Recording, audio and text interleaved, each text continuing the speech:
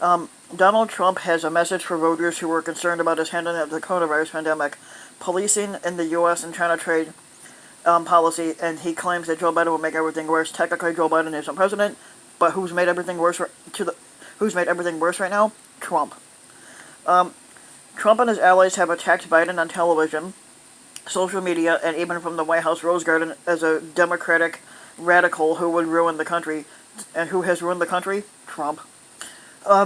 But as Trump's approval ratings plunge over his handling of the virus, the economy, and race relations, his team is trying to pin Biden as a failure in those same issues.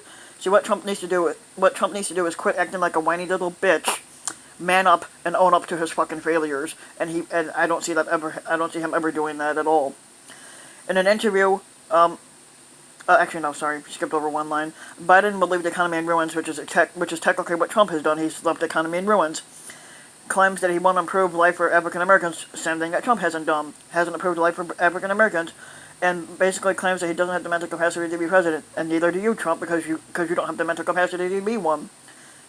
In an interview with Faux News' Chris Wallace on Sunday, Trump said that Biden didn't have the mental stamina to withstand an hour-long interview and boasted that the former vice president couldn't pass the cognitive ability test that Trump claims he had passed. That Wallace noted that the test is easy and that it shouldn't be hard anyway. And I'm pretty sure that Biden can pass it, so it's not that bad. Because I took the same similar test and I passed. At a Rose Garden appearance last week to announce actions against China for infringing on Hong Kong's autonomy,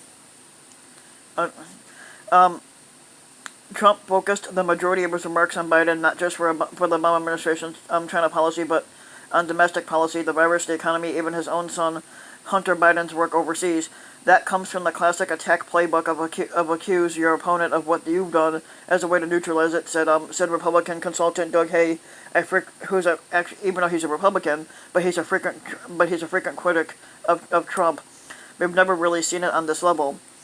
The Trump campaign spokesperson Ken Farnaso defended this approach, saying that Biden has welcomed the scrutinous examination of his nearly 5-decade-long failed record, and Trump's failed in 3 years, so that took pretty quickly.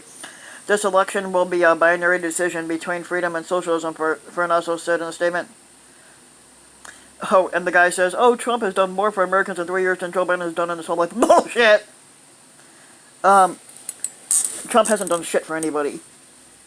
Glenn Bolger, a Republican pollster unaffiliated with the Trump campaign, says the president doesn't have to convince voters that everything he says about Biden is true, strictly speaking, but can tarnish his rival if he can just muddy the waters on bringing Biden on par with Trump's own performance. Last week, White House Press Secretary Kayleigh McEnany deflected a question about Trump's handling of the coronavirus pandemic by talking about the Obama administration's response to the 2009 swine flu outbreak, which was far less deadly and disruptive. We didn't pause testing. The Obama-Biden administration did. No, they didn't.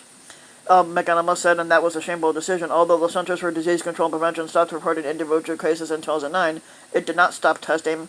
From May to September of 2009, the U.S. shipped 1 million tests to 120 different domestic and 250 international laboratories, according to a CDC summary report on the H1N1 response. The CDC estimated that 12,469 people died from the H1N1 swine flu between April 12th of 2009 and April 10th of 2010. By comparison, the COVID-19 has killed more than 141,000 people in the U.S. So which one's worse?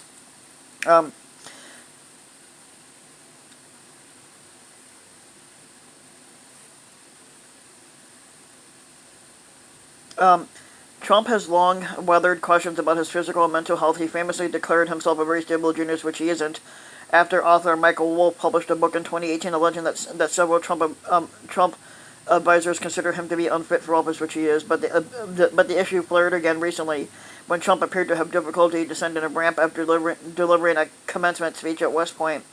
And then his estranged niece, Mary Trump, a psychologist, published a tell-all memoir of the family and claimed that the fake president was emotionally and psychologically unstable, which we could see that.